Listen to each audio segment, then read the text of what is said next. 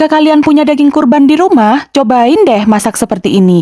Cocok banget sama nasi anget. Iki lho Besti, oleh daging kurban, tak masak bumbu merah. Tak sepil bumbune sik Besti, bumbu ala aku. Ono cabai merah rawit, cabai merah keriting, berambang abang, berambang putih, jahe, miri, tumbar, dan merica polo. Blender semua bumbu, minyak panas, cemplungkan bumbune. Jok lali ditambahi uyah, micin karo gula. Dioseng-oseng bumbune nganti mateng. Nek wis berubah warna dan bumbunya terpisah sama minyaknya, itu tandanya bumbunya sudah mateng. Setelah bumbu mateng, iki ning kene tak sunteki banyu. Bar ngono cemplungno daging sapi sing wis mari direbus empuk dan diiris tipis-tipis.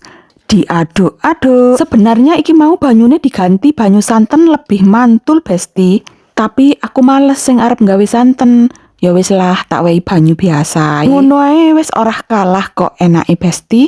Iki mau tak tambahi kecap saiki Bes. Saking ae ora kerekam. Iki banyune wis menyusut dan bumbunya sudah meresap ke dalam dagingnya. Gimana Besti?